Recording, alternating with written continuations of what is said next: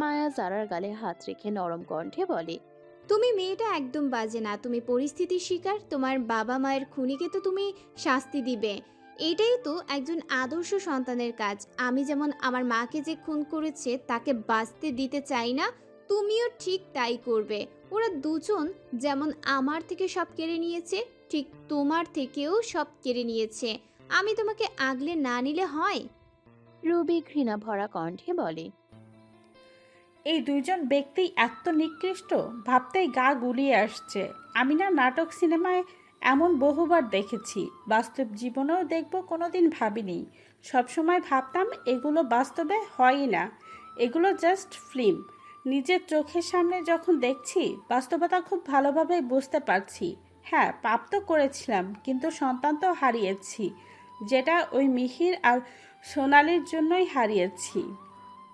আমি কল্পনাও করতে পারিনি আমার সন্তান আসবে, সে এভাবে আমার থেকে হারিয়ে যাবে। ছোট থেকেই আমি চাইছিলাম বিয়ে করে বাচ্চা নিয়ে তার গুটি গুটি হাত ধরে এই পৃথিবী দেখাবো। সব কেড়ে নিল, আমাকে ধোঁকা দিল, আমার থেকে বাচ্চাটাকে কেড়ে নিল। একটাবার বলে দেখতো আমি দূরে সরে যেতাম। তা না করে আসলে ওরা জানে কিভাবে মানুষ থেকে কেড়ে নিতে হয়। আমারও ওদের থেকে কেড়ে নিয়ে সেই একই আঘাত করে দেখিয়ে দিব। ম্যাম একদম ঠিক বলেছেন। ওদের প্রথম শাস্তি, ওদের কর্মফল, ওদের ফেরত দেওয়া, তারপর শেষ করে দেওয়া। মায়া চোখের পানি মুছে ভাবছে। ফর্মুলা কোথায় তাহলে? জারা চোখের পানি মুছে উঠে দাঁড়িয়ে বলে, আমার মনে হয় না রাজ, বীর বা কেউ এই ফর্মুলা নিয়েছে। যদি নিয়ে থাকে তাহলে ওটা আমাদের শিওর করে রাখতে হবে। ওরা তো ওদের জিনিস সেফ রাখবে, আমাদের না হয় পরবর্তী পদক্ষেপ নিতে হবে।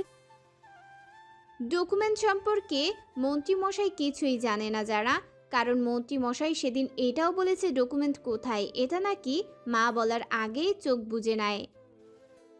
তাহলে দ্রুত চলো ওই বাড়িতে। রিভান খান আসার আগেই আমাদের ডকুমেন্ট নিতে হবে। বিয়ের সময় ওই বাড়ি তোমার নামেই তো করা হয়েছে, তাই তুমি চাইলেই কাল বাড়ির দলিলপত্র দেখতে পারবে। আমিও এটাই ভাবছিলাম, বাড়ির দলিল দেখতে পারবো, কিন্তু এইটা শিওর করব কিভাবে যে ফর্মুলা কার কাছে? আগে যেতে হবে আমাদের, কিন্তু এখন আমরা পেছনের গেট দিয়ে যাব না। তাহলে সদর দরজায় চোখ রাখো। মায়া জানালার বাইরে চোখ রাখতেই দেখে জারার গ্যাং চলে এসেছে। ওরা সবাইকে স্প্রে দিয়ে অজ্ঞান করে দিচ্ছে। মায়া হাসল শুধু। তিনজনে চলে গেল বাড়ির আড়ালে রাখা গাড়ির দিকে। গাড়িতে উঠে পানি পান করে মায়া। সকাল 6টা এখন। চারিদিকে সূর্যের আলো ছড়িয়ে পড়েছে, সবকিছু স্পষ্ট দেখা যাচ্ছে। যারা গাড়ি থামিয়ে শুকনো ঢোক গিলে মায়া মৃদু হেসে বলে, ভাইকে এত ভয় পাও? তোমার ভাইকে ভয় না পাওয়ার একটা দিক দেখাও তো। একটু হলে যেভাবে গলা চেপে ধরে নিঃশ্বাস মনে হয় চলেই যাবে। রুবি অবাক হয়ে বলে, আপনি কিছুই বলবেন না হুম, কেন? কারণ লোকটা আমাকে রেখে আঘাত করলেও আমাকে জানে মেরে ফেলার মতো মনোবল শক্তি সে রাখে না, কারণ আমি তো তার একমাত্র জানেমান। তিনজনে মৃদু হেসে গাড়ি থেকে নামে। মায়া নেবেই রুবির দিকে তাকালো। রুবি বলে, আমি ভিতরে যাচ্ছি না, তাজ আসবে একটু পর, ওকে নিয়ে ভিতরে যাব। তাজকে বলেছো তো মিহিরের নাম নিয়ে কিভাবে থাকতে হবে? বলছি তো সব কিছু। ভিভান খান এবার বুঝুক তার সন্তান থেকে লাথি খেলে কেমন লাগে, যদিও সে আপন সন্তান না, রূপটা তো নিয়েছে জাস্ট। মায়া মৃদু হেসে জারার সাথে ভিতরে ঢুকছে। ভিতরে এসে দুজনে অবাক। রাজ আর বীর বসে আছে সোফায়। দুজনের চোখ লাল। রাজ সাদা পাঞ্জাবি পরে আছে আর বীর কালো স্যুট। মায়া ও জারা দাঁড়াতেই বীর উঠে এসে জারার কোমর চেপে ধরে। জারাকে কাঁধে তুলে হাঁটতে থাকে গেস্ট রুমের দিকে আর বলে, মায়া হাঁ করে দেখছে আর বলে, আমি তোমার বোন হই। স্বামীর অবাধ্য মেয়ে আমার বোন হলেও লাভ নেই। বোন তো একজন আছেই, সাথে বউ আরেকজন। দুজনই একদল হয়ে আমাদের জীবন ঝালাপালা করে দিল। মায়া আরো কিছু বলতে নিবে রাজ মায়ার বাহু চেপে নিজের দিকে ঘুরিয়ে শাসনের সুরে বলে, আব্বে এই মায়াবতী, তোমার সকল ইচ্ছে পূরণ করব বলেছিলাম, তাই বলে আমাকে টপকে চলে যাওয়ার কথা তো বলিনি। মন্ত্রীমশাই আমার হাতে ব্যথা করছে, এমনিতেও আমার শরীরটা আজ দুর্বল লাগছে। আর এই দুর্বল শরীর নিয়ে তুমি এত কিছু করলে? কি করতাম আমি? আপনি কেন সোনালীকে বাঁচাতে চান? কারণ তুমি সেদিন সোনালীকে খুন করতে চেয়েছিলে, তাই। হ্যাঁ, চেয়েছিলাম, কারণ সোনালী আরশাদের সাথে মিলেই ধর্ষণের সাথে জড়িত ছিল। ওর নাম ধামাচাপা, কারণ বাকিরা ওর ইনস্ট্রাকশনে চলে। ওর বিরুদ্ধে কোনো প্রমাণ ছিল না। আমি কোনো অন্যায়কারীকে সমর্থন করব না। আইন আছে, আমি আছি, তুমি কেন ওকে নিজের হাতে শাস্তি দেবে? আপনার আইনকে আমি ঘৃণা করি। সবাই স্বার্থপর, আইন শুধু মুখে মুখে, কাজে ঘোড়ার ডিম। সোনালী এখন কোথায়? জাহান্নামে সে। আমি কিন্তু সিরিয়াস। আমিও সিরিয়াস, তাই বলছি বলবো না। দেখো, এখনো অনেক হিসাব বাকি আছে আমার। ওকে প্রয়োজন আমার। তুমি ওর কোনো ক্ষতি করবে না। কিসের হিসাব মন্ত্রীমশাই? কারণ হলো ওই সোনালীর। পায়ের শব্দে থেমে গেল রাজ। পাশ ফিরে দেখে মালিনী এসেছে। থেমে গেল রাজ, উপরের দিকে চোখ রেখে দেখে সিসিটিভি ক্যামেরা। এই ক্যামেরার ফুটেজ কোথায় রাজ জানে না। ফুটেজ সম্পর্কে জানতে পারে রুদ্র, তাও এই 3 দিন হলো। তাই তো মায়াকে নিজের সিক্রেট মিশন সম্পর্কে বলতে পারছে না। এর মধ্যেই মায়া মাথা ঘুরে পড়ে যেতে নেয়। রাজ আগলে নেয় নিজের পক্ষে। মালিনী দৌড়ে আসে, রাজকে উদ্দেশ্য করে বলে, আমি ডাক্তার ডাকছি। কোনো দরকার নেই আপনার। আপনি রিল্যাক্স থাকুন, আমি দেখছি ব্যাপারটা। আমি তোমার মা হই রাজ। রাজ বরাবরের মতো প্রতিবাদ না করে মায়াকে কোলে নিয়ে চলে গেল উপরে। রুদ্রকে জানিয়ে দিল ডাক্তার আনার জন্য। মালিনী দাঁড়িয়ে আছে দরজার কাছে। রাজ দেখেও কিছু বলছে না। জারাকে ঘরে নিয়ে এসে দরজা লাগিয়ে দিল বীর। জারাকে নামিয়ে দিয়ে কোট খুলে নিচে ফেলে জারার বাহু চেপে বিছানায় শুয়ে দেয়। জারা কোনো ভাবভঙ্গি দেখালো না, বরং নীরব আছে। বীর জারার টুটি চেপে ধরে দাঁত কটমট করে বলে, সাহস একটু বেশি হয়েছে, তাই না আমার মাফিয়া কুইন? জারা মৃদু হেসে বীরের নাক বরাবর চুমু খেলো। বীর অবাক হলেও ধরে নিল এটা জারার নতুন চাল। কিন্তু জারা বেশি দূর ভাবতে না দিয়ে বীরের অধর নিজের আয়ত্তে করে নেয়। বীরের হাত জারার কোমরে। জারা এক এক করে বীরের শার্টের বোতাম খুলতে থাকে। বীরের উন্মুক্ত লোমশ বুকে হাত দিয়ে স্লাইড করছে জারা, আর অধরে স্বাদ নিতে থাকে। বীর চুপচাপ জারার কাণ্ড দেখছে। বীরের অধর ছেড়ে দিয়ে জারা বলে, I need help junior handsome, please give me. বীর রক্তিম চোখ দিয়ে জারার মুখটা দেখতে থাকে। জারা মুখে হাসি ধরে রেখে বলে, দিবেন না? বীর উঠতে নিবে, যারা আবারও বীরের মাথাটা ধরে অধর ছুঁয়ে দেয়। এতদিন মাফিয়া কিং তার মাফিয়া কুইনকে নিজের করতে চাইতো, আজ মাফিয়া কুইন তার মাফিয়া কিংকে নিজের করছে। বীর বাধা দিল না আর। ডাক্তার এসেছে মাত্র, মায়াকে চেক করে বলে, ওনার শরীর অনেক দুর্বল, খাওয়া দাওয়া কিছুই তো করেন না। প্রেগনেন্সি এমন এভাবে চলাফেরা করলে তো রক্ত শূন্যতায় ভুগবে। রাজ প্রকুটি করে বলে, ইয়েস, আপনার ওয়াইফ প্রেগনেন্ট, আপনি বাবা হতে চলেছেন। ডাক্তার আসার আগে মায়ার মুখে পানি দিয়ে মায়ার জ্ঞান ফেরানো হয়। তারপর মায়ার থেকে সব শুনে প্রেগনেন্সি টেস্ট করে স্টিক দিয়ে যেটা দেখেই ডাক্তার রাজকে ডাক দেয়। রাজ এতক্ষণ বাইরে ছিল, ভিতরে সেগুলো শুনে অবাক হলো। মিনিট 2 পরে চেঁচিয়ে বলে, আরে বেটা রুদ্র, দ্রুত ভেতরে আয়। তুই কাকা হবি, আমি বাবা হব। রাজের কথা কর্ণপাত হতেই দৌড়ে আসে রুদ্র। ভেতরে ঢুকেই দেখে রাজের মুখে এক চিলতে হাসি। মায়া নিজেও হাসছে। রুদ্র কাকা হবে ভাবতেই খুশিতে কল দিল ব্যান্ড পার্টিকে। তারপর রাজের কাছে এসে জড়িয়ে ধরে রাজকে, আনন্দের সাথেই বলে, কংগ্রাচুলেশন ব্রো। ডাক্তার উঠে দাঁড়ালো। ওনার শরীরের অবস্থা একদমই ভালো না।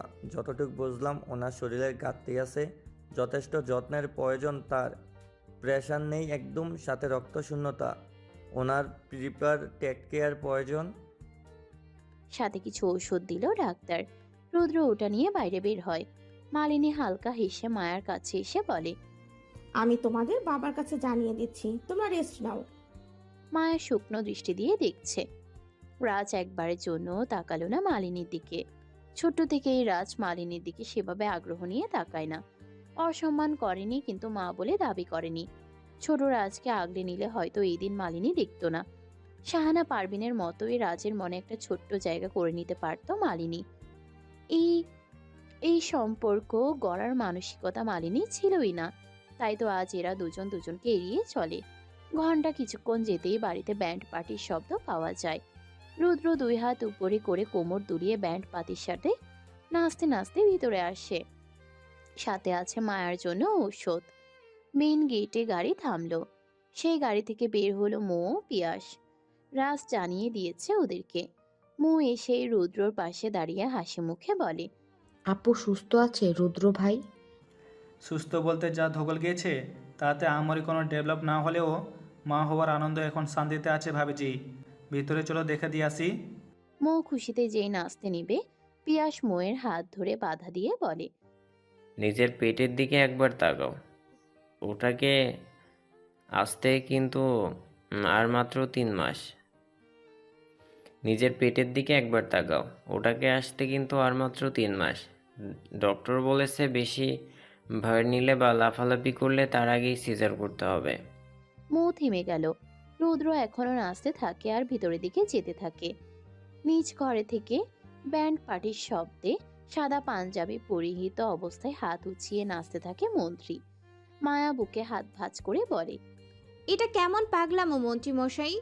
পাগলামো না মায়াবতী, বাবা হবার আনন্দ এটা। আপনি বাবা হতে চলেছেন মানে বুড়ো? বাবা হলেই কি সে বুড়ো হয়ে যায়? আপনার মতে কি না বলে? একদমই। বুড়ো তো হয় মনের দিক থেকে, বাবারা কখনো বুড়ো হয় না। মায়া শুকনো দৃষ্টি দিয়ে দেখছে। রাজের মনে আজ ফুর্তি জেগেছে। থামানো উচিত হবে না মায়ার। ব্যান্ড পার্টির এই শব্দে বিছানা থেকে তড়িৎ গতিতে উঠে বসে বীর যারা। দুজনেই নগ্ন হয়ে বসে আছে। গায়ে একটি ব্ল্যাঙ্কেট জড়ানো। যারা ব্রুকুটি করে বীরের দিকে ফিরে তাকায়। কি হয়েছে বুঝতে না পারলেও মজা করে বীরকে বলে, আমাদের আজ ফার্স্ট কমপ্লিট ডে উপলক্ষে ব্যান্ড পার্টি এনেছেন নাকি? বীর রক্তিম চাহনি দিয়ে বলে, হোয়াট ডু ইউ মিন? আজ আমাদের ফার্স্ট সানডে মানডে ক্লোজ হলে তো তাই বলতাম। বীর উত্তর না দিয়ে চলে গেল ওয়াশরুমে। শাওয়ার নিয়ে বের হতেই যারা চলে গেল। দুজনে একসাথে বাইরে এসে দেখে রুদ্র নাচতে থাকে। যারাও কিছু না জেনে নাচতে শুরু করে। বীর পাশে তাকিয়ে জারার দিকে একব্রু উঁচু করে। যারা পিঙ্ক গাউন পরে আছে। রুদ্রের দেখা দেখি নাচতে নাচতে রুদ্রর কাছে গিয়ে বলে, এত নাচানাচির কি আছে? আমি কাকা হব সেই খুশিতে। যারা ভেবে নিল আদ্র বাবা হবে। থেমে গিয়ে বড় একটা হা করে বলে, বিয়ের আগেই বাবা হয়ে গেল আদ্র ভাই, এত ফার্স্ট। তার থেকেও তো দেখছি তুমি ফার্স্ট। মায়ারাজ নিচে নেমে এসে যারা এহেন কথা শুনে থ হয়ে গেল।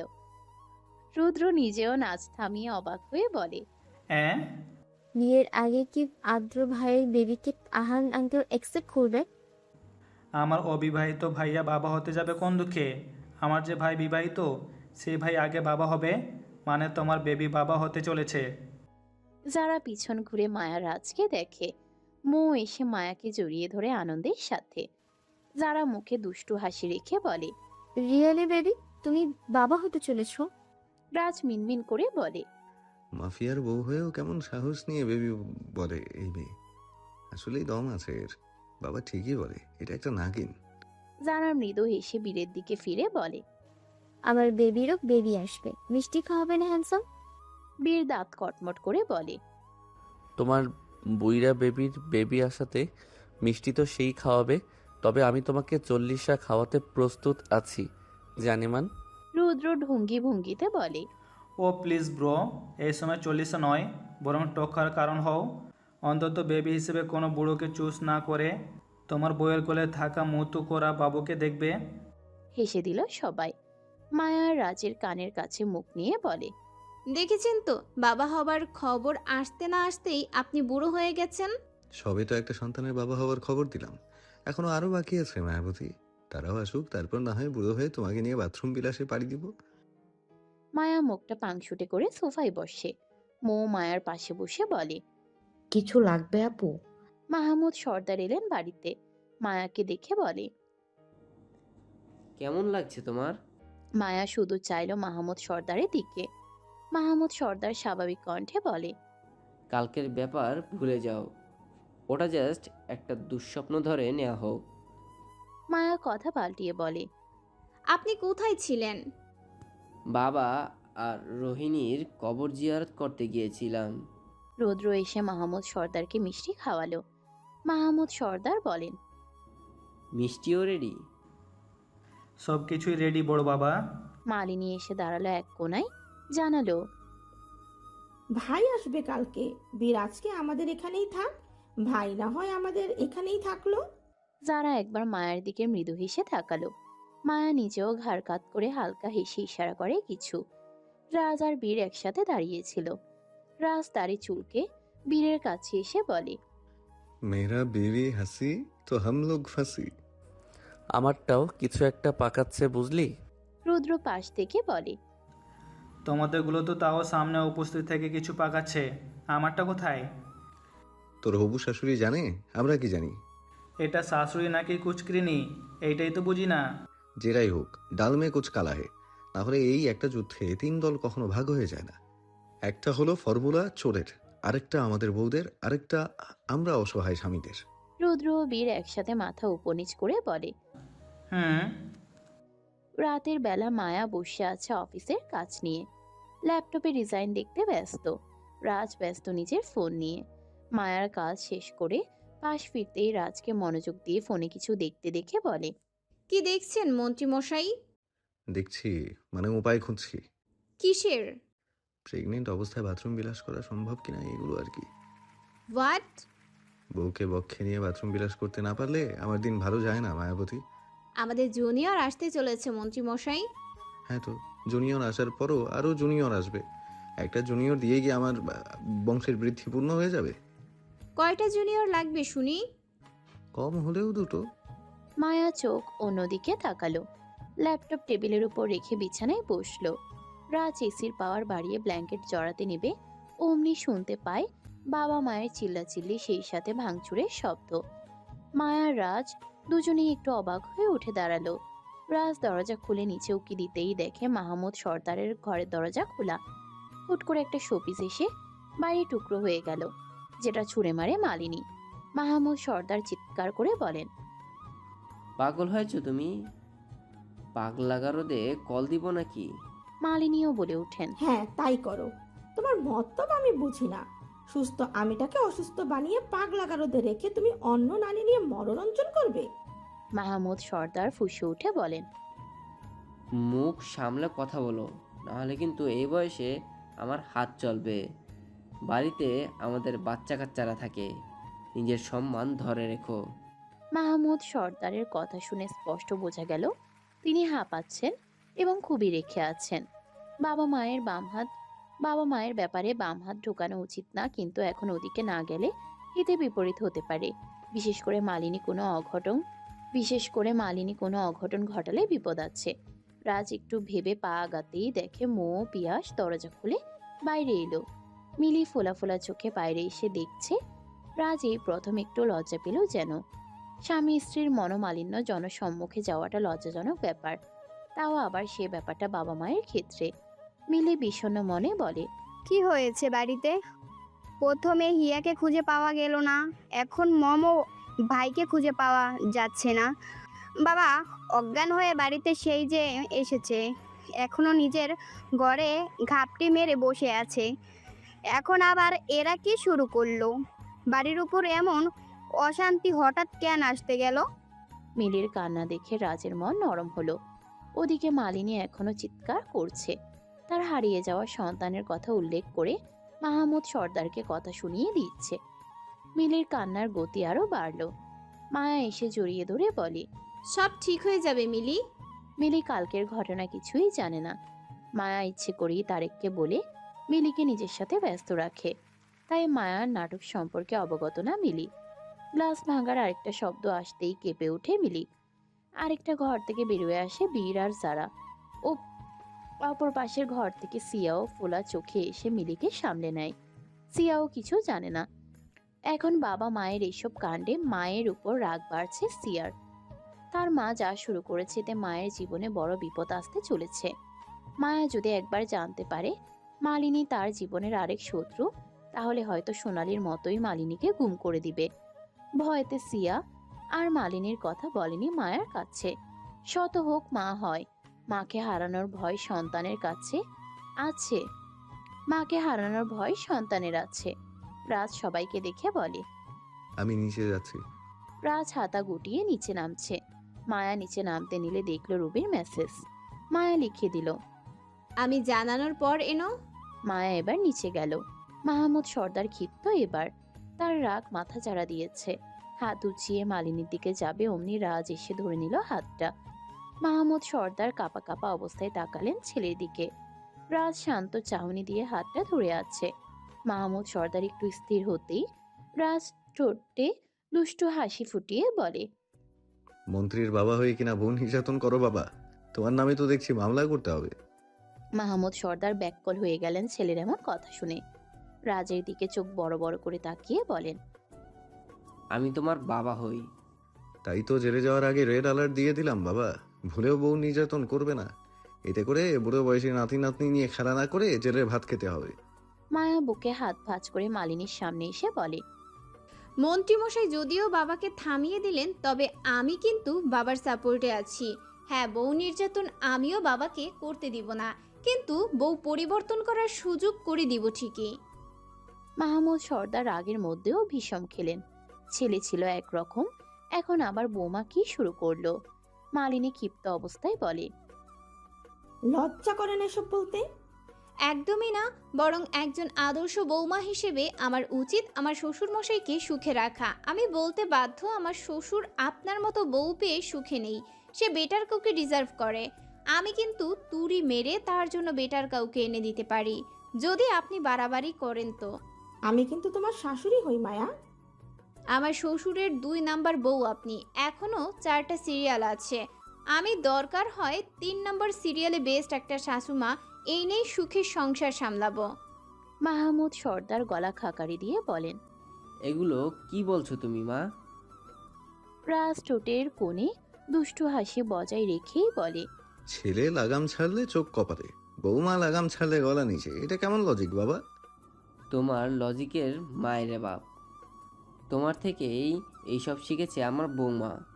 এতদিন তো এমন ছিল না। শিক্ষিত বৌমা এখন কেন এমন হলো? এই দেখো বাবা, লাগাম ছাড়া কথা কোনো ছোঁয়াচে রোগ না যে আমার থেকে ছোঁয়া লেগে অন্য কারো হবে। এটা একটা আর্ট, যেটা কেউ পারে না। তুমি শুধু শুধু আমার গুণটাকে অন্যের উপর চাপিয়ে দিয়ে আমাকে দোষারোপ করবে না। চুপ করো হতচ্ছাড়া। এমন দিন দেখতেও হবে কখনো ভাবিনি আমি। দাদু হবার খবর পেয়ে আবার সেই দিন আমাকে বিয়ে দেওয়ার প্ল্যান করছে আমারই বৌমা। দাদাজান ঘর গড়ে দিয়েছেন শুনতেই মায়ার মনে পড়ে যায় বাড়ির সেই পেন্টিং এর কথা। এখন সেটা নিয়ে মাথা ঘামায় না, বরং বলে। মন্ত্রীমশাই কুল, শ্বশুরমশাই এখন মাথা গরম করে আছেন, তাকে আর রাগাবেন না। মাহমুদ সর্দার স্বস্তির নিঃশ্বাস নিয়ে বলেন। আমি আপনাকে বুঝছি বলেই বলছি বাবা, সুযোগ আছে এখনো আমার শাশুমা পাল্টান। এমন শাশুমা থাকা মানেই আপনাকে এক এক দিন এক একভাবে হেনস্থা হওয়া। মাহমুদ সর্দার কপালে হাত দিয়ে বসে পড়লেন বিছানায়। তার শান্তি কোথাও নেই। তবে একটা জিনিস ঠিক, মায়া ভুল কোনো উপদেশ দেয়নি। এই মহিলা সত্যিই তার জীবনকে জাহান্নাম করে দিচ্ছে। অনেক কথা কাটাকাটির পর বীর এলো মাহমুদ সর্দারের ঘরে। বীরকে দেখে মালিনীর যেন সাহস বাড়ল। বীরের কাছে এসে মালিনী কান্না মিশ্রিত কণ্ঠে বলে। দেখ বাবা, এই মেয়েটা আমার সাথে কেমন করছে। আমার সংসারে আগুন লাগাতে চায় এই মেয়ে। বীর তাকালো মায়ার দিকে। মায়া ডোন্ট কেয়ার ভাব নিয়ে বসে আছে। বীর এবার রাজের দিকে তাকালে রাজ ইশারা করে বুঝিয়ে দেয়। তেমন কোনো ব্যাপার না। বীর দীর্ঘশ্বাস নিয়ে বলে। ছোটখাটো ব্যাপার নিয়ে এই বয়সে ঝগড়া কেন করো তোমরা? আমরাই বা কিভাবে শিখবো সংসার সামলানোর ব্যাপারে? এই লোকটার মতো স্বামী হলে সংসার কোনোদিন সুখের হয় না। রাজ হতাশ চাহনি দিয়ে মাহমুদ সর্দারের উদ্দেশ্যে বলে। তুমি তোমার বউকে সুখে রাখতে পারছো না কেন বাবা? মাহমুদ সর্দার চোখ রাঙিয়ে বলে। চুপ করো হতচ্ছাড়া। মায়া বিরক্ত প্রকাশ করে বলে। কতবার বলছি যে আমার শ্বশুরকে আরেকটা বিয়ে করতে দিন, দেখবেন আপনিও টাটা বাই বাই হয়ে এই সর্দার মহলে শান্তি ফিরে আসবে। সেই সাথে আপনিও শান্তিতে সুখে সংসার করতে পারবেন। মালিনী ক্ষেপে বীরের দিকে ফিরে বলে। দেখেছিস মেয়েটা কিভাবে আমার সাথে কথা বলে? এই মেয়েকে বোনের মর্যাদা দিয়েছিস, আর এ কিনা তোর ফুফুকেই সংসার ছাড়তে বলে। বীর বিরক্তি প্রকাশ করে বলে, রাত কয়টা বাজছে দেখেছো? একটা তারিখ পেরিয়ে আরেকটা তারিখে পা দিয়েছি, কিন্তু শান্তিতে ঘুম দিতে পারলাম না। তোমরা এভাবে চললে ওরাও তো তোমাদের নিয়ে মজা নিতে থাকবে। এবার তোমরা শান্ত হও। আর তোরা দুটো ঝগড়া না থামিয়ে কি শুরু করলি? বেশ শালা, বাবা হওয়ার বয়সে এসে নসিবে যদি দেখা মেলে বুড়ো বাবার সংসারের গ্যাঞ্জাম, তাহলে কি আর সুযোগ মিস করা যায়? মালিনী চোখের পানি মুছে বলে, কাল ভাই এলেই আমি এই বাড়ি ছেড়ে চলে যাব। এই বাড়িতে আমাকে কেউ মূল্যায়ন করে না। কষ্ট করে এই রাতটুকু কেন এই বাড়িতে সময় ব্যয় করবেন শাশুমা? আপনার মূল্যবান সময়ের সাথে মূল্যায়ন পেতে এখনই বেরিয়ে যান। আমি আমার নেক্সট শাশুমা দেখে নিচ্ছি। মালিনী চোখ বড় বড় করে তাকালো। বীর হতাশ হয়ে বলে, আজকের মতো এখানেই থামবন। এখন তুইও ঘুম দে। ডাক্তার তোকে প্রপার রেস্ট নিতে বলেছে। দুঃখিত, কিন্তু বলতে বাধ্য, এমন শাশুড়ি যে বাড়িতে থাকে সেই বাড়িতে প্রপার রেস্ট আসে না, আসে তো শুধু রেস্টের মধ্যে স্ট্রেচ। মায়া হাঁটা শুরু করে দরজার কাছে গিয়ে পা থামিয়ে বলে, আর একবার যদি অশান্তির আওয়াজ আমি পাই, তবে এইবার মুখে ওয়ার্নিং দিলেও পরবর্তীতে কাজে করে দেখাবো। এই মায়াবতী তার ইচ্ছা পূরণে ঘাটতি রাখে না। মায়া চলে গেল। মাহমুদ সর্দার এবার রাজের দিকে ফিরে বলে, বউ তো গেল, তুমি আপদ কখন যাবে? আমাকে বিদায় দেওয়ার এত তাড়া কেন বাবা? বউয়ের মান তো এমনিতেই ভাঙাতে পারবে না। অপদার্থ ছেলে কোথাকার! তুমি আগে হয়েছ নাকি আমি আগে? ব্যাপারটা এমন না যে কে আগে কে পরে হয়েছে। ব্যাপারটা হলো এমন যে কে কার বউকে কতটা মানিয়ে নিয়ে চলে। বাবা ও ছেলের দুজনের বিবাহিত জীবনে ছেলে এতটাও ডিপ্রেশনে নেই যতটা বাবা আছে। এটা বড্ড হাহাকার জনিত ব্যাপার একজন বাবার জন্য। রাজের খোঁচা মেরে কথা বলাতে তেলে বেগুনে জ্বলে উঠলেন মাহমুদ সর্দার। রাজ হাত দিয়ে বাতাস দিয়ে বেরিয়ে গেল ঘর থেকে। বীর নিজেও চলে এলো ঘরে। দরজার কাছে এসে দেখে যারা হেলান দিয়ে আছে। বীর ভ্রুকুটি করে বলে, হোয়াট? যারা মুখে হাসি ফুটিয়ে বলে, নাথিং হ্যান্ডসাম। বলেই চলে যায় ঘরে। বীর কিছু না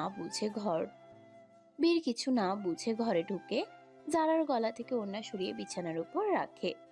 অতঃপর বীরের হাত ধরে নিজের কাঁধে রেখে ঘাড় বেঁকিয়ে ড্যান্স করতে থাকে। বীর বুঝতে পারছে না জারার মাঝে এত প্রেম উতলে আসলো কোথা থেকে। এই মেয়ে তো ভয়েতে পালাই পালাই করতো, একটু বেশি আশকারা পেল নাকি? অবশ্য প্রণয়ের শুরুতে তো জারা এমনই করতো। বীর এখন জারাকে বিশ্বাস করতে কষ্ট হয়, আবার হারাতেও চায় না, তাই চুপচাপ জারার কাণ্ড দেখছে। জারা ঠোঁটে হাসি ফুটিয়ে বলে, I want to love handsome.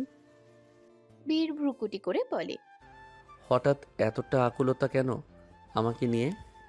জারা বীরের চোখের দিকে চোখ রেখে বলে, যেন এই ছোট ছোট স্মৃতি নিয়ে বাকি জীবন পার করতে পারে। দুজন দুই দিকে হারিয়ে গেলেও যেন আমাদের মাঝে এই প্রণয়ের মুহূর্ত আমাদের মন থেকে আলাদা করতে না পারে। জারার কথার ইঙ্গিত বুঝে বীরের মাথা গরম হলো। জারার টুটি টিপে জারার চোখের দিকে রক্তিম চাহনি দিয়ে বলে হিসিয়ে, তোর আর আমার আয়ু যতদিন আছে কেউ পারবে না তোকে আমার থেকে আলাদা করতে। মনের সাথে আস্ত দেহটাও আমাদের একে অপরের সাথে সংযুক্ত থাকবে। তা না হলে এই বীর সব তছনছ করে দিবে। জারার চোখের কোনা বেয়ে পানি পড়ে, তাও ঠোঁটে হাসি। চোখ ভিজে আসার কারণ বীর জানেই না সে জারাকে কিছুদিন পর কতটা ঘৃণা করবে। আর ঠোঁটে হাসি কারণ বীরের দৃষ্টিতে জারার প্রতি অঢেল ভালোবাসা প্রকাশ পায়। বীরের এই শক্ত করে চেপে ধরার মাঝে যারা খুব সহজেই বীরকে জড়িয়ে ধরে। ঠোঁটের হাসিটা আরো চওড়া করে বলে, তোমার থেকে সমস্ত শাস্তি আমার মঞ্জুর। পরদিন সকালে সবাই একটু দেরি করেই ঘুম থেকে উঠেছে। যে ধকল গেল সাথে তো আবার রাত জাগা পড়েছে। এই পরিস্থিতিতে মন মস্তিষ্ক প্রফুল্ল করা ঘুম তো প্রয়োজন। সবার আগে ঘুম ভাঙলো রাজের, কারণ তার মোবাইল বেজেই চলেছে ঘন্টা আধা ধরে। ঘুমের মাঝে অনেকক্ষণ ধরে রিংটোন উপেক্ষা করে ঘুমকে প্রাধান্য দেয় সে, কিন্তু লাভের লাভ শূন্য। এই ফোনের কাজ হলো বেঁচে যাওয়া, তার তো দোষ নেই। দোষ হলো অপর পাশের ব্যক্তির। ব্যাক কলের মতো রাজের ফোনে কল দিবে কেন? বউ নিয়ে আরামে ঘুমটাও হচ্ছে না তার। বিরক্তিতে কপাল কুঁচকে একটু নড়তেই রাজের নাক ঘষা খেলো মায়ার গলায়। মায়া পিটপিট করেছে, মাথা উঁচিয়ে রাজকে দেখে বলে, এই যে মন্ত্রী মশাই, ঘুম থেকে উঠুন, আপনার ফোন বেজেই চলেছে। রাজ ঘুম ঘুম কণ্ঠে বলে, ফোনের কাজ ফোন করেছে, আমার কাজ আমি করছি। শান্তিতে ঘুমাতে দাও একটু। তোমাকে জড়িয়ে শান্তির ঘুম দেই না কতগুলো দিন হয়ে গেল। রাজের চুলগুলো হাত দিয়ে ছুঁয়ে মুখে হাসি ফুটিয়ে মায়া বলে, প্রয়োজনীয় কলও তো হতে পারে। জনগণের প্রয়োজন তো একটাই, আমার বউ থেকে আমাকে আলাদা করা। না হলে এই সাত সকালে আমার ফোনেই ওদের ডাক দিতে হয় সব সময়। না হেসেই দেয়। রাজের মুখে একটু শক্ত করে হাতটা রেখে বলে, উঠে দেখুন কে দিল কল। রাজ এবার চোখ খুলে বিরক্তি প্রকাশ করে বলে, ধুর, হালার পুতের সবগুলোর মরণ ওঠে আমার বউ নিয়ে ঘুমের সময়। মায়া চোখ বড় বড় করে চাইল। ইদানিং রাজ কিসব ভাষা প্রয়োগ করে, এগুলো শুনলে মায়া যেন রাজকে চিনতেই পারে না। রাজ ফোনটা না দেখিয়ে সুইপ করে রিসিভ করে কানে নিয়ে বলে, আপনি কে রে সাত সকালে আবার ঘুমের 12টা বাজায়? ওপাশ থেকে কর্কশ কণ্ঠে ফাটা বাঁশের মতো করে বলে, হতচ্ছাড়া, আমি তোর জন্ম দেওয়া বাপ। রাজ এবার ফোনটা দেখে, জলজল করছে স্ক্রিনে জীবনের বাস, মানে তার বাবা মাহমুদ সর্দার। রাজ অনেক কষ্টেই বাবার নামটা এই নামে সেভ করেছে। এই বাবা তাকে যে কয়বার কল দিয়ে জ্বালায়, এই জীবনে সে কয়বার বউ নিয়ে ঘুরলে এতদিনে বাবা ডাক শুনতে পারত বলে রাজ মনে করে। সেই বাবার ডাক থেকে দূরত্ব ধরে রেখেছে মাহমুদ সর্দার। তাকে কিভাবে জীবনের বাস না দিয়ে অন্য নাম দেয়। রাজ চোখটা একটু ডোলে হামি তুলে বলে, সাত সকালে ভুলভাল ইনফরমেশন দিতে কল দিয়েছো নাকি? তুমি আমাকে জন্ম দিলে কিভাবে? আমাকে আমার মা জন্ম দিয়েছে। ওরে হতচ্ছাড়া, আমি না থাকলে তোর মা তোকে জন্ম দিত কিভাবে? আরেকজনকে বিয়ে করে। রাজের কথা শুনে মাহমুদ সর্দার তাজ্জব হয়ে গেল। অতঃপর বলেন, সাত সকালে তোমার বউ কি শুরু করেছে? রাজ পাশে তাকিয়ে বলে, আমার বউ তো আমার পাশেই ঘুমিয়ে আছে, এখনো তো কিছু শুরু করিনি বাবা। তবে হ্যাঁ, ঘুম থেকে উঠলে শুরু করতে পারে। হতচ্ছাড়া, লজ্জা করে না এই বয়সে এসে বউকে দিয়ে বাবার জন্য পাত্রী খোঁজাতে? রাজ যেন 440 ভোল্টে ঝটকা খেলো। মাথা ঝাঁকিয়ে মস্তিষ্ক একটু জাগ্রত করে বলে, খুলে বলো তো কাহিনী কি? বাংলাদেশ প্রতিদিনের এক কোণায় জ্বলজ্বল করছে। মন্ত্রী শাহমিরাজ সর্দারের পিতার জন্য বিবাহযোগ্য কোনো রমণী প্রয়োজন। ডিভোর্সি অথবা বিধবা হলেও চলবে, কিন্তু মন মানসিকতা ভালো হওয়া লাগবে। সাংসারিক হতে হবে, কুটকাচালি বুদ্ধি রাখা যাবে না। মাহমুদ সর্দারের বায়োডাটা। নাম মাহমুদ সর্দার, পিতা মহসিন সর্দার, মাতা আনোয়ারা সর্দার, বর্তমান বউ মালিনী খান, প্রাক্তন বউ রোহিণী খান, বড় পুত্র শাহমিরাজ সর্দার, বৌমা মেহেরুন জাহান মায়া, মেজকন্যা সিয়া সর্দার, ছোট কন্যা হিয়া সর্দার, দুজনে যমজ। ধর্ম ইসলাম, বয়স 69, পেশা প্রাক্তন রাজনীতিবিদ, ল নিয়ে পড়েছে কিন্তু জীবনে একবার আদালতে ঢুকেছে। এটা কেমন বায়োডাটা? মাহমুদ সর্দারের শেষের হুঙ্কার শুনে যেন রাজের কান গেল। রাজ মায়ার দিকে তাকাতেই মায়া হাসি দিল। রাজ বুঝেও নিল সব। শ্বশুর শাশুড়িকে রাগাতে মায়ার এই কৌশল। তাই রাজ বলে, দেখো বাবা, আমি নিজেও চাই না তুমি এই বয়সে এসে 3 নম্বর বউ জুটিয়ে আমার ইজ্জত খাও। তাই বলছি, তোমার 2 নম্বর বউকে একটু বোঝাও। দুজনে হাসি খুশি সংসার করো, আমরা ছেলে বউ তোমাকে নিয়ে আর ডিপ্রেশনে না গিয়ে হানিমুনে যেতে পারবো। আমার ছেলে আমাকে নিয়ে ডিপ্রেশনেও যায়? এ যেন আমার কানকে অবিশ্বাস্য কিছু শুনিয়ে দিল। মানো বা না মানো, তোমার ভুলের কারণেই তো আমার জন্ম। জন্ম যখন হয়েছে, বাবাকে নিয়ে চিন্তা তো হবেই। বয়স বেড়েছে, কিন্তু বাবার সংসার সুখের না। এমন বউ কে রাখে যে কিনা মাঝরাতে স্বামীকে ঘরের বাইরে বের করে দেয়? একদম আমাদের স্বামী স্ত্রীর মধ্যে তুমি বাহাত ঢুকাবে না। আমি তো চুপ ছিলাম, তোমরাই উইদাউট মাইক আমাদের কাছে সব অ্যানাউন্স করে দিয়েছো। তোমার বৌমা যে সে মেয়ে নয় বাবা, এ হলো আস্ত এক বাঘিনী, যাকে দেখতে লাগে মায়াবতী, কিন্তু কাজে প্রকাশ পায় সে কতটা হিংস্রবতী। তাই বলছি, তোমার 2 নম্বর বউটাকে একটু সামলে চলতে বলো। আমি কিন্তু আমার মায়াবতীর ইচ্ছা পূরণে ঘাটতি রাখবো না। তোমার বউ বউ, আমার বউ কি ফেলনা? ফেলনা মনে না হলে নিজের সিংহাসনের রানী করে রাখার জন্য এবার একটু কঠোর চেষ্টা করো। নারীদের দু একটা শক্ত কথাতে ভেঙে পড়ে মনের মধ্যে আঘাত পুষে রাখলে সে সংসারে বউরা একসময় অন্যদের চোখে ফেলনা হয়ে যায় বাবা। তুমি তোমার বউকে যেভাবে করে আগলে রাখবে, অন্যরা তোমার বউকে ঠিক সেভাবেই ট্রিট করবে। মাহমুদ সর্দার থমকে গেলেন। রাজ কথাটা স্বাভাবিক কণ্ঠে বলে, যেটা একদম সঠিক একজন স্বামীর দায়িত্ব হিসেবে। মেয়েরা এক এক রকম হয়, কেউ মানসিক দিক থেকে খারাপ থাকে তো কেউ ভালো। আবার কোনো কোনো মেয়েরা এমনও আছে যাদের বোঝা বড় দায়। মালিনীর ব্যাপারে মাহমুদ সর্দার হেলাফেলা করেন এমন না, কিন্তু কখনো কাছে আগলে নিয়ে মাথায় হাত বুলিয়ে তাকে বোঝানোর চেষ্টা করেননি। এতগুলো বছরের সংসারে মালিনীর রাগ ভাঙিয়েছেন কিছু উপহার দিয়ে, কিছু হারানোর বিনিময়ে অন্য কিছু দিয়ে, কিন্তু বুকে আগলে নিয়ে তো একটু মনকে শান্তি দেননি তিনি। মাহমুদ সর্দারও যে এগুলো পেয়েছেন তাও না, কিন্তু তাকে নিয়ে এদিক ওদিক চলার মতো তার সন্তান ও অন্যান্যরা ছিল, যেটা মালিনীর বেলায় ছিল না। এক দৃষ্টিতে আমরা মালিনীকে ভিলেন হিসেবে দেখলেও রাজের দৃষ্টিতে তাকেও আগলে নিয়ে ভালো পথে আনার চেষ্টা করা যায় এমন মনে হয়। রাজ চায় তার বাবা মা সুখী থাকুক, আপন মা না হোক, কিন্তু বাবা ও বোনেদের জন্য শ্রেষ্ঠ বউ ও মা হয়ে উঠুক, এটা তাদেরকেই চেষ্টা করতে হবে। প্রায় ঘন্টা 2 ধরে মনে সাহস সঞ্চয় করে নিলেন মাহমুদ সর্দার। এখন মালিনীর কাছে যাবেন তিনি। সেই সকাল থেকেই নিউজ দেখার পর থেকে নাকে কান্না করে যাচ্ছে মালিনী। দরজার কাছে এসে একটু উকি দিতেই দেখতে পান মালিনী টিস্যু নিয়ে নাক টানছে। মাহমুদ সর্দার দোয়া পাঠ করে বসলেন মালিনীর পাশে। টিস্যু বক্স থেকে একটা টিস্যু পেপার নিয়ে মালিনীর চোখের নিচে ধরে বলে, এভাবে রান্না করলে তোমার শরীর খারাপ করবে তো। মালিনী দূরে সরে গিয়ে হুঙ্কার ছেড়ে বলে, সেটা তোমার আদরের বউকে দিয়ে ঘটকালি করানোর সময় মনে ছিল না? এই দেখো, আমি কিন্তু ওকে দিয়ে একবারও কোনো পাত্রী দেখার আবেদন করিনি। মেয়েটা নিজে থেকেই আমার দুঃখ বুঝে।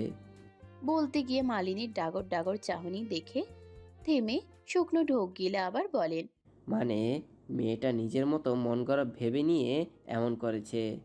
আমি নিষেধ করেছি ওদেরকে। ব্যাপারটা ধামাচাপা দেওয়া হবে। মালিনী এখনো কান্না করে যাচ্ছে। মাহমুদ সর্দার এবার হাত বাড়িয়ে আলতো করে তার মুখ ধরে নিজের কাছে আনতে নেয়। একটু বক খেতে জায়গা দিতে চেয়েছিল বউকে, বেচারার এখানেও ইজ্জতের ফালুদা হতে হলো। মালিনী ঝটকা দিয়ে বলে, ছুবে না আমাকে। হঠাৎ করে ছেলের মতো হয়ে গেলে কেন? নাকি ছেলে পরামর্শ দিয়েছে বলে এখন প্রেম প্রেম জেগেছে? এই ছেলেকে আমি জন্ম দিয়েছি। আমার আগে ছেলে হয়নি যে তার থেকে পরামর্শ নিতে হবে। একদম চুপ। তুমি তোমার ছেলেকে জন্ম দিলেও তোমার ছেলের বউ ধরে রাখার ক্ষমতা আছে। সে জানে কিভাবে বউকে কাছে আগলে রাখতে হয়। সে জানে মানুষের সামনে বউকে কিভাবে সম্মান করতে হয়। সে জানে কিভাবে বউকে কষ্ট না দিয়ে একসাথে হাসি খুশি সংসার করতে হয়। আমার ছেলেকে নিয়ে ভালোই পিএইচডি করেছো দেখছি। ছেলেটা আমার সামনেই থাকে, দেখতেই পাই বউয়ের প্রতি কতটা যত্নশীল। তাই তো ওদের মাঝে এখন ঝগড়াঝাটি দেখা যায়নি। হঠাৎ করে ছেলের এত সুনাম করছো কেন? সত্যিটা বলছি, শুধু তোমার ছেলের যোগ্যতা আছে বউকে রানীর মতো করে বুকে আঁকলে রাখার। বাবা হয়ে এই যোগ্যতা তোমার এখনো হয়নি। পুরুষ মানুষ বাইরে কাজ করেই নিজেকে বাহাদুর ভাববে এমনটা ভুল প্রমাণ করে দেয় তোমার ছেলে। আসল বাহাদুর তো রাজ, যে কিনা দেশের সেবা করেও বউকে সেবা করে। বউ হাসপাতালে ভর্তি ছিল, সময় দেখেছি ওর আশেপাশে চাতক পাখির মতো ঘিরে ছিল। মায়া প্রেগনেন্ট শুনে এই পর্যন্ত ডাক্তারের থেকে 3 বার কাউন্সিলিং করে রেখেছে কিভাবে মায়ের যত্ন নেবে, বেবি আর মা সুস্থ থাকবে কিভাবে, তার জন্য 24 ঘন্টায় 3 বার ডাক্তারের সাথে কথা বলে। বুঝতেই পারছো ছেলেটা তার বউকে নিয়ে কতটা চিন্তিত। আরেক হলে তুমি কখনো আমার জ্বর এসেছে কিনা জেনেছো? আমি তোমার জ্বর সারাতে নিলে তুমি দূরে সরে যেতে মালিনী। ভুলে যেও না, সম্পর্কে আমি একা দূরে সরে যাইনি, তুমিও দূরে ঠেলেছো আমাকে। তোমার প্রাক্তন প্রেমিকের সাথে আমার রোহিণীকে নিয়ে মিথ্যা সম্পর্ক কল্পনা তুমি করেছিলে। তোমরা ব্রেকআপ করেছো ভালো কথা, কিন্তু আমার সংসারে সেই অশান্তি ভোগ করতে হয়। এগুলো ওই রাজের নজরেই বেশি আসে। রাজ দেখেছে তোমার নিকৃষ্ট ব্যবহার। তাও কি না ছেলেটার বয়স তখন ছিল ছোট। সময়টা আমার জন্যও ভালো ছিল না। যাকে ভালোবেসে এসেছি 7টা বছর, তার সম্পর্কে বাজে খবর পেলে আমি কিভাবে ঠিক থাকি? এরপর যখন সব কিছু ঠিক হয়ে যায় তখন তো তুমি ঠিক ছিলে না। তার মৃত্যুর পর আমার রোহিণী মারা গেল। রাজের মনে দাগ কেটেছে। তার খালামণি তার মাকে রাগ দেখাতো বলেই মারা গেল। এটা তো বাচ্চাটার মধ্যে আসবে, স্বাভাবিক ব্যাপার। যা একটু সব ঠিক করতে আমাদের বাবারা আমাদের বিয়ে দিল। তুমি কিন্তু বিয়ের আগে আমার কাছে রোহিণীর জন্য ক্ষমা চেয়েছিলে। আমি ভুল ছিলাম যে বিশ্বাস করি তুমি সব মেনে নিয়েছো, কিন্তু বিয়ের পর নতুন সংসার করতে নিলে বুঝতে পারি তুমি আমাকে নিয়ে সুখে নেই। আমি তো মিনারকে ভুল বুঝেছিলাম। যখন ওর মৃত্যু হয় তখন সত্যিটা জানতে পারি, আর রোহিণীর মৃত্যুর জন্য আমি কোনো না কোনোভাবে দায়ী। এটার জন্য আমি ক্ষমা চাই। কিন্তু তোমাকে বিয়ে করাটা আমার মনের থেকে ছিল না। বাবার চাপে আমাদের বিয়েটা হয়। মিনারের কষ্ট যেমন আমার মধ্যে ছিল, রোহিণীর কষ্ট তোমার মধ্যেও ছিল। হ্যাঁ, কিন্তু মনকে শক্ত করে বুঝিয়ে হলেও আমি এগিয়ে আসি, তুমি পিছিয়ে যাও। যা একটু এগিয়েছিল সব গেল আমাদের প্রথম সন্তান হারানোর পর। তোমার কি মনে হয় পুরুষ মানুষ বলে আমার কোনো কষ্ট নেই?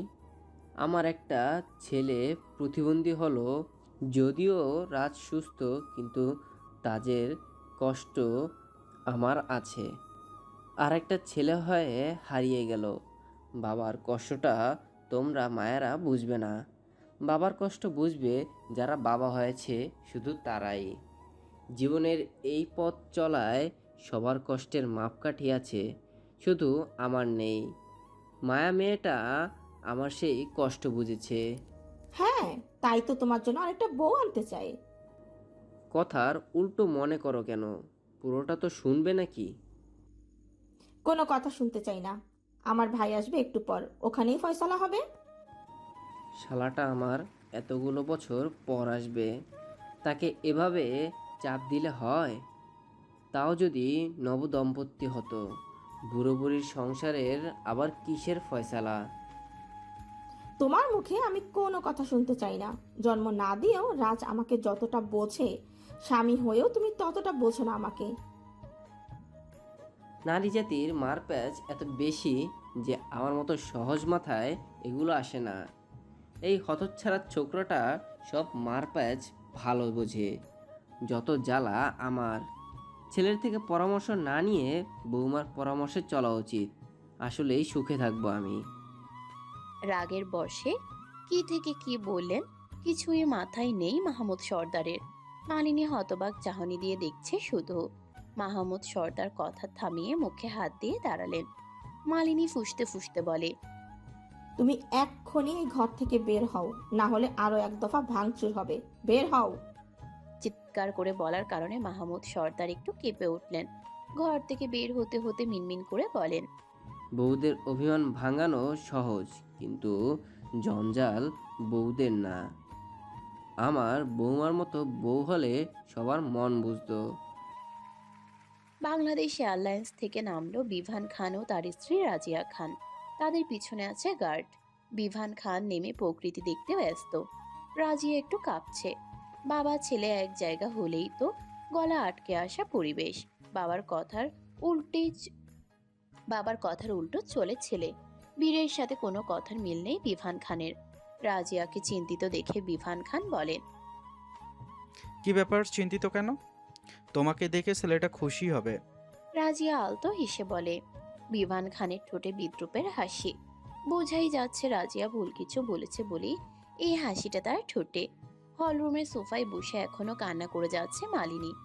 আজ যেন তার কান্না ফুরাবে না। মাহমুদ সর্দার বুঝে নিলেন এই মহিলা আজ তার ভাইকে দেখানোর জন্য কান্নার বন্যা তৈরি করছে। মায়া সকালবেলা উঠে অফিসে যায়। মাত্র আসলো বাসায়। জারার থেকে শুনেছে বিমান খান এসেছে এয়ারপোর্টে। মায়াও হাজির অতি দ্রুত। রাজ নেই এখানে, সেই সাথে বীর। তবে রুদ্র আছে। মায়া এসে মালিনীর দিকে তাকিয়ে বিদ্রুপের সুরে বলে, রিল্যাক্স শাশুমা, আপনার সতীন এখনো আসেনি, একটু বাড়াবাড়ি করলে আসবে। মালিনী উত্তর দিল না, শুধু শুধু ফুঁসে উঠেছে মাত্র। পিছন থেকে বুটের আওয়াজ পাওয়া গেল, সেই সাথে মোটা কণ্ঠ। আমার বোনের সতীন আনা কি এত সহজ? কার এত বড় সাহস যে আমার বোনের সতীন আনতে চায়? মাহমুদ সর্দার সোফার এক কোণায় ফোনটা লুকিয়ে মেসেজ দিলেন। অতচ্ছাড়া দ্রুত বাড়ি আসো, তোমার বউ আর মামা মুখোমুখি হয়েছে। ও পাশ থেকে মেসেজ আসলো সাথে সাথে। ফোন ভাইব্রেট হলো। মাহমুদ সর্দার খুশি মুখে ফোনটা নিয়ে যে স্ক্রিনে চোখ রাখলেন, দেখলেন চুমোর ইমোজি দেওয়া, তাও কিনা আবার ছেলের আইডি থেকে। বিরক্তিতে ফোনটা পাশে রেখে সামনে তাকালেন। বিভান খানের কথা শুনে মায়া এক ভ্রু উঁচু করে পিছনে ঘুরল। বিভান খানকে দেখে প্রথমেই মায়ের মনে যে ভাবনা আসলো তা হলো লোকটাকে নিজের সিক্রেট রুমে নিয়ে কারেন্ট শক দেওয়া। এদিকে যারার মন তো চাচ্ছে তার মায়ের ধর্ষককে এক্ষুনি গুলি করে খুন করে ফেলা।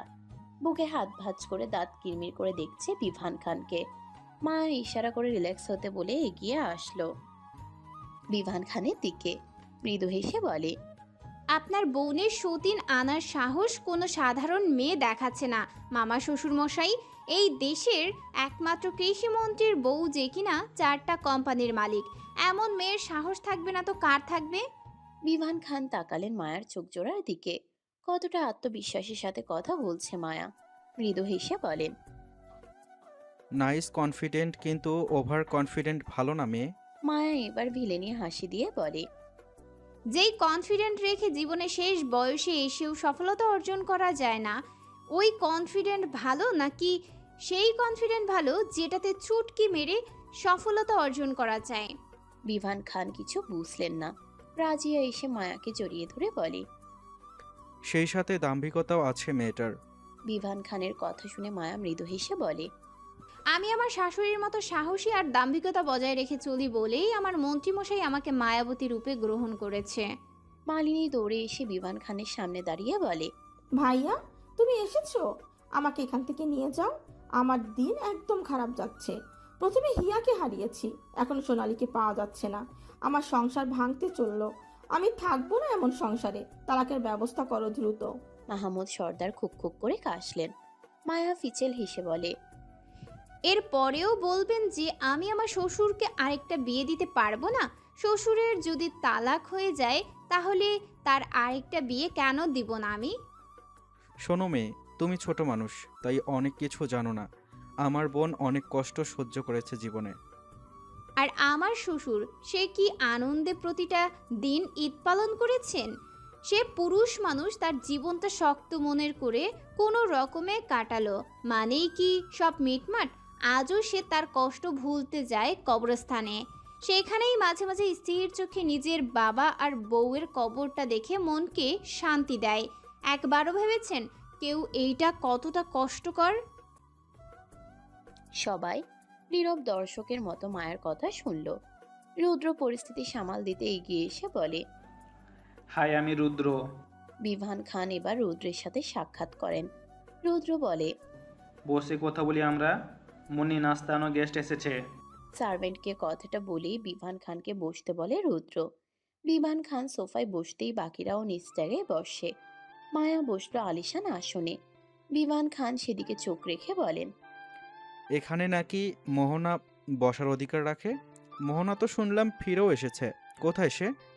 মায়া ম্লান হেসে বলে, ভাবি আসার পর ননদের স্থান কি এখানে আর থাকে বলুন? আমি এসেছি তো তাই আমার ননদ এই আসনের অধিকার হারিয়েছে। এখন এই আসন রাজার একমাত্র রানীর। বিভান খান কথাগুলোতে পাত্তা না দিয়ে রুদ্রের দিকে তাকিয়ে বলেন, হায়ার এডুকেশন কমপ্লিট করেছো শুনলাম, এখন কি করো তুমি? জি, স্টাডি কমপ্লিট করে এখন আমি টোটো কোম্পানি চালাই। এমন মুহূর্তে ফিক করে হেসে দেয় সারা। রাজিয়া নিজেও একটু হাসে। মালিনী চোখ দিয়ে ইশারা করে বুঝিয়ে দেয়, এই পরিবারের সব এক, রক্তের দোষ আছে তো। বিভান খান হালকা খেসে ভদ্রতার সাথে বলেন, তাহলে এবার নিজের মতো কিছু করো। এই যেমন রাজ নিজের রাজনীতিকে বেছে নিয়েছে, বীর মাফিয়া জগৎ বেছে নিয়েছে রাজের সাথে থেকে দেশের সেবা করতে। তোমার ভাই আদ্রত নামকরা সার্জেন্ট, তুমিও এমন কিছু একটা করে সুনাম অর্জন করো। জি, এটা রাস্তাতেই আছি। একদিন এমন একটা কাণ্ড ঘটিয়ে দিব যেন আপনারা সবাই ঝটকা খেয়ে আমার সুনাম করেন। তুমি চাইলে তো তোমার বাবার ব্যবসা দেখতে পারো। এভাবে বেকার থাকলে নিজেরই তো খারাপ লাগবে।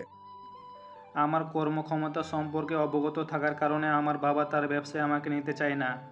বলা তো যায় না, পুত্র হয়ে আমি কখন বাবার ব্যবসায় লাল বাতি জ্বালিয়ে দিই।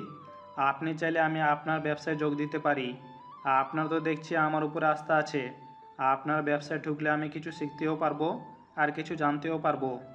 রুদ্রের কথা শুনে মৃদু হাসলেন বিভান খান। রুদ্র যে কিছু ইঙ্গিত করেছে এটা বুঝলেন না তিনি। মায়া একটু বুঝলো, সাথে যারা, তাই তারা চোকাচুকি করছে। রাজ ও বীর এসেছে এর মাঝে। দুজনে এসেই দুজনের বউয়ের চোখের দিকে চোখ রাখে। রাজ মায়াকে এসে বীরের উদ্দেশ্যে বলে, না মানে বীরের রিয়াকশন কেমন হয় তাই ভাবছি।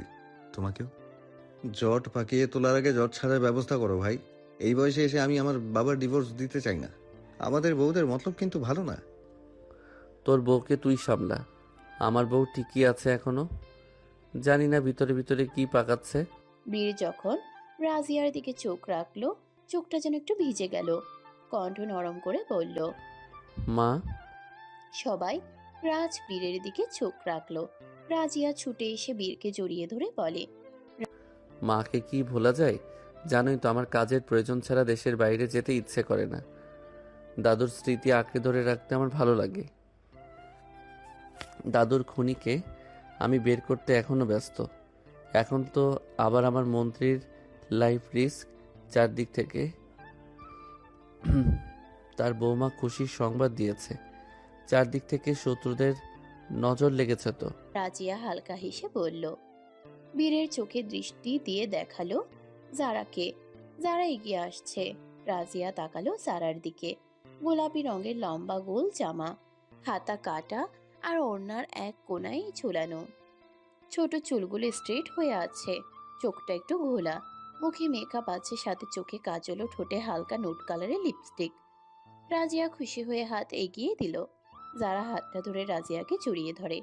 যারা চুপ করে জড়িয়ে ধরে আছে রাজিয়াকে। রাজিয়া যারার মাথায় হাত বুলিয়ে বলে। রাজ এগিয়ে এসে বিভান খানের সাথে হ্যান্ডশেক করে বলে, কেমন আছো মামা? আমি তো ভালোই আছি। তুমি কেমন আছো?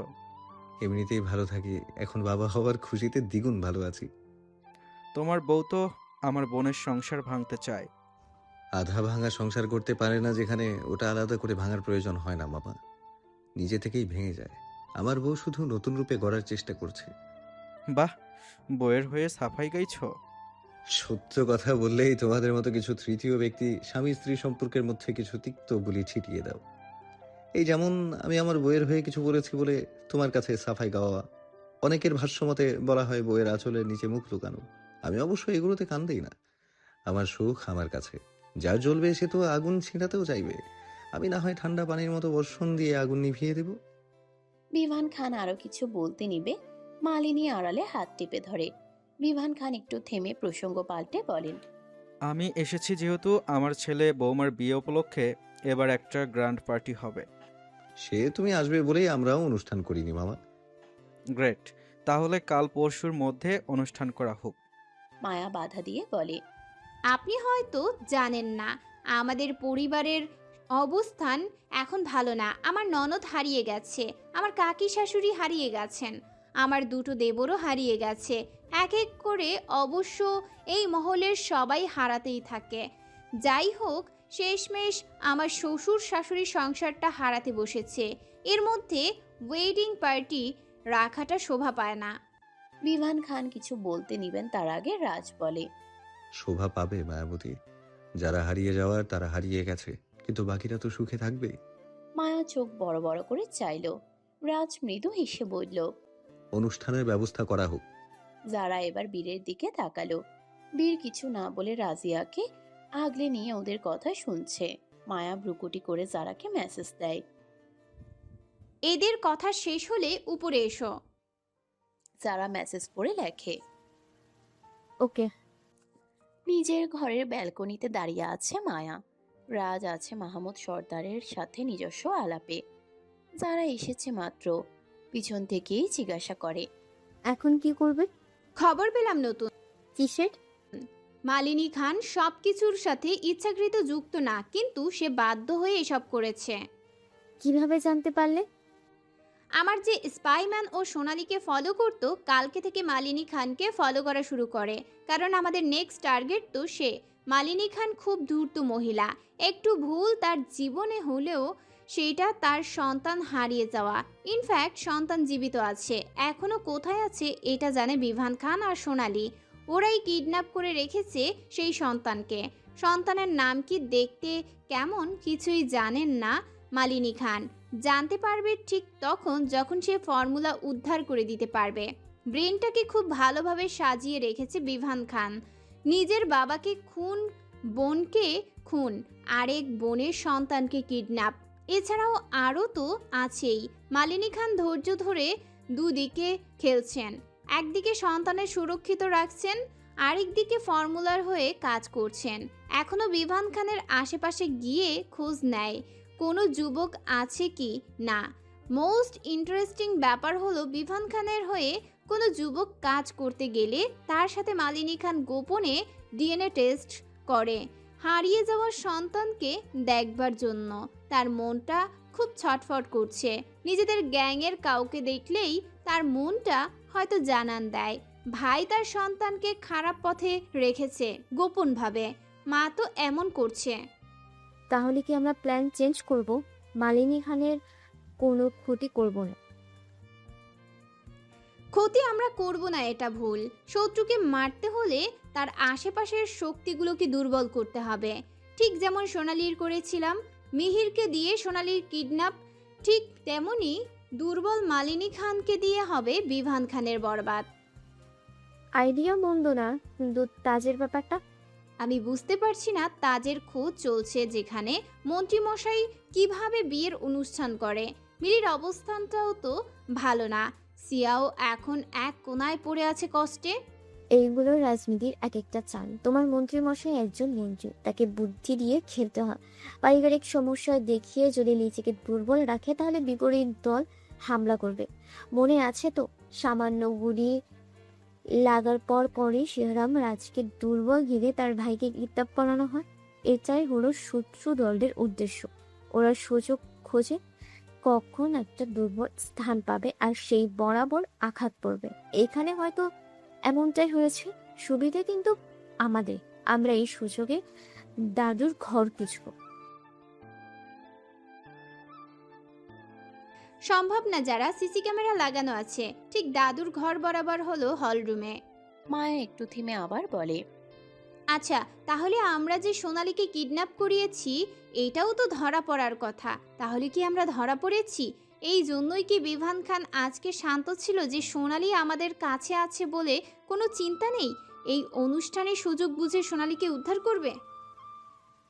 হতেও পারে, কিন্তু এমনটাও হতে পারে যে ফুটেজ এখনো কেউ চেকই করেনি, অথবা ফুটেজ শুধু মালিয়া খান আর সোনালী জানে, আর কেউ নয়। কারণ সব দেখার পর তোমার আমার ওপর হামলা আসতো, বিশেষ করে রুবাব ওপর।